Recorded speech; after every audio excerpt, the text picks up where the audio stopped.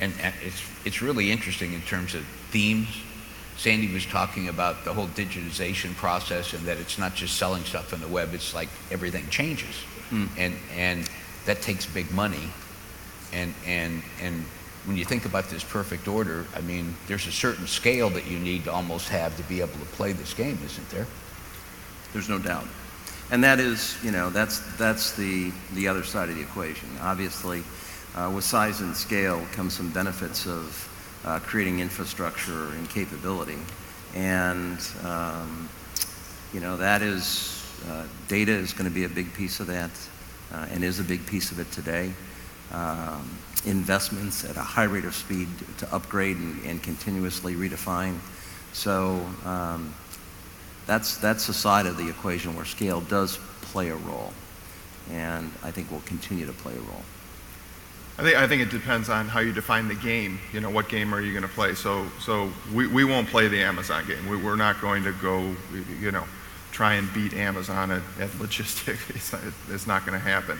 But again, we're not real sophisticated folks. We've got a bunch of folks in this room that know distribution. That's our investor base.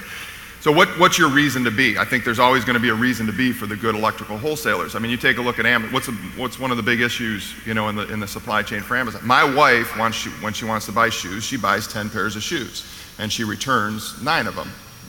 Hopefully. You're a lucky man. That I know of. Right? I can't find the 9. But you take that down to switchgear. That's a pair of shoes. You take it down to some of the higher price, products and the applications, the safety implications of some of the products that you're selling, getting it right 1 out of 10 times doesn't work. So we're looking to invest in those distributors that have the application expertise, the technical expertise, the right product for the right application at the right time. Those are the companies, in our mind, that are going to survive long term. And they're not going to play the Amazon game. They're going to attack that chunk of the market that, in our opinion, the companies in this room are always, the good companies in this room that are investing in their businesses are always going to beat Amazon at that part of the game. And let me be clear on that. I'm not suggesting that we will ever out Amazon. But what I am suggesting is that Amazon is creating an expectation for that perfect order. The ease at which doing business with Amazon, I think, is pretty impressive. And what they've coupled with that is the speed at which you can do it.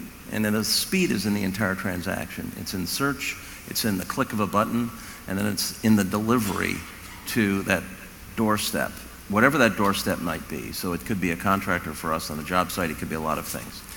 That, is to my point, the standard in terms of what Amazon will do to us. It's some disruption in many ways, shapes, and form, but the customer implications around the expectation, I think, is probably one of the single most biggest drivers in terms of how people think.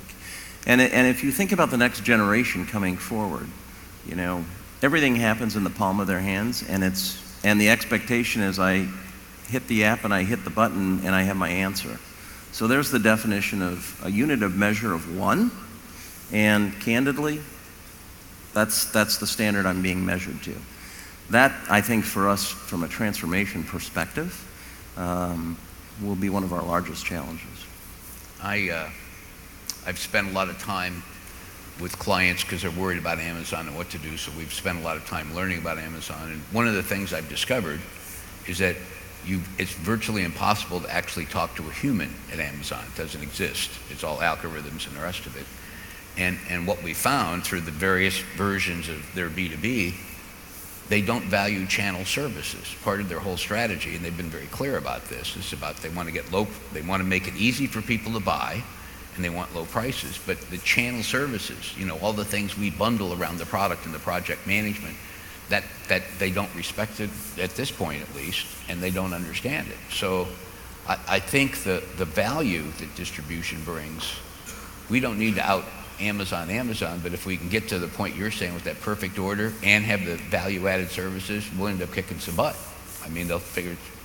Then what happens? They start buying electrical distributors. Who knows? Who knows? But one of the things that kind of hits me as we're going through this conversation, Adam Fine was the first research fellow at NAW, and he wrote a book and he said, distributors, if you look at this in the mergers and acquisitions, he says they either need to get big, they need to get focused, or they need to get out.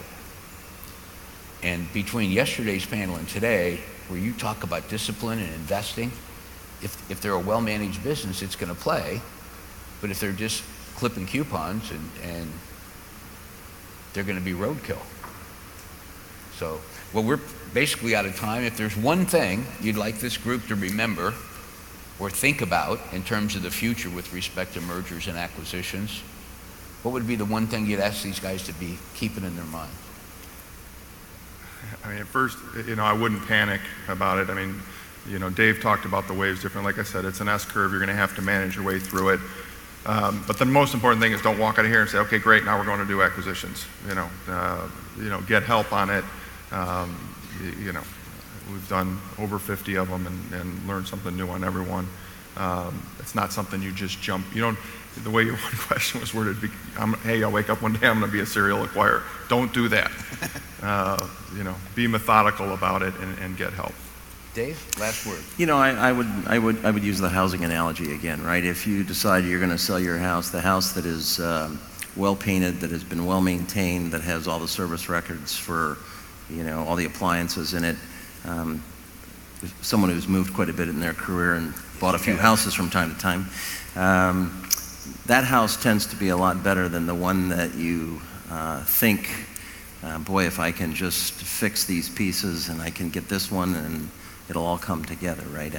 I think the diligence around being well organized, well disciplined, and executing translates to numbers, which translates to value, which translates to probably meeting the needs of the founder, the builder, the owner, as well as the associates that work there and the team that's in that building, and ultimately whoever the next generation is of leaders.